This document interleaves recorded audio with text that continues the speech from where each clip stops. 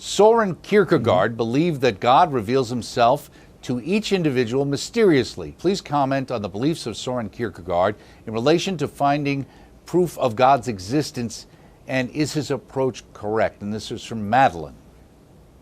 Kierkegaard. Madeline? Yes, Kierkegaard. Yeah, Madeline, Soren Kierkegaard, as you know, was, he had a Lutheran background from Denmark. He is the father of existentialism, and specifically, he is a Christian existentialist. But he did not believe in really proving God. In fact, he's also not a person who really believes in coming to our awareness of God interiorly through religious experience per se.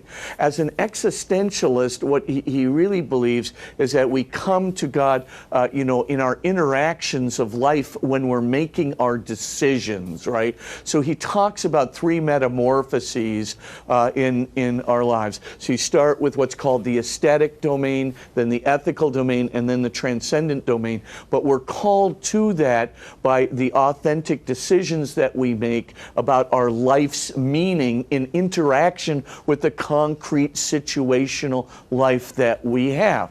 Now, there are a lot of people, by the way, St. Augustine also believed that, right? I mean, the whole book of the Confessions is the story of his journey toward God through an existential way. So let's say, we could maybe refine and say there are three paths to God, and there are more than that, but I'm just for the sake of time here, there are three basic paths to God, right? One is what we'll call a rational path to God. That's where you would use a proof for God's existence like the one we had at the beginning of this program, or that's you'd use scientific evidence for God. So you'd be looking at the necessity of a beginning of not only our universe, but of all physical reality, or you'd be looking at, fine-tuning constants at the Big Bang to see, the intelligence of God or something, or using metaphysical proofs for the existence of God, etc. So that'd be a rational path to God.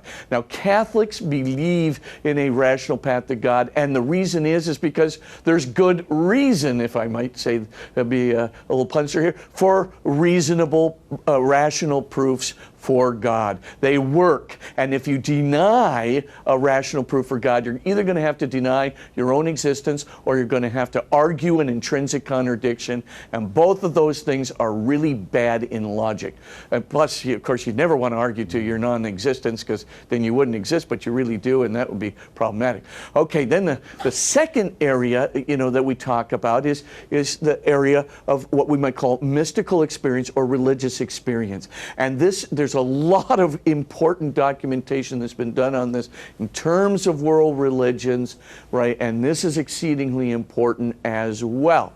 So, this goes back to Rudolf Otto's studies on the numinous experience, Mircea Eliada's studies about the sacred, and so forth. And there are many Catholic studies that have been done on religious experience, going all the way to the whole area of mysticism. I recommend St. Teresa of Avila, St. John of the Cross, to get kind of the basics of it. But there is another approach to God. The third approach is the existentialist approach that Kierkegaard uses, and that's where you're looking for happiness, and you're trying to find happiness, and you start off with the aesthetic thing, but then you see it's inauthentic, you see it's never going to make you happy. Then you go to the second level, you go to the ethical level, you see that's not going to make you happy, it's inauthentic. Finally go to the transcendent level, you have the teleological suspension of the ethical, you make what Kierkegaard is an infinite leap toward God, right? And that's where Kierkegaard is different from the Catholic Church, because the Catholic Church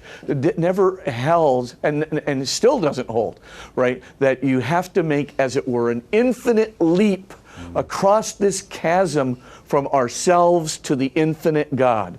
You kind of have to make this huge leap that can only be done by this leap of authenticity and existential decision alone.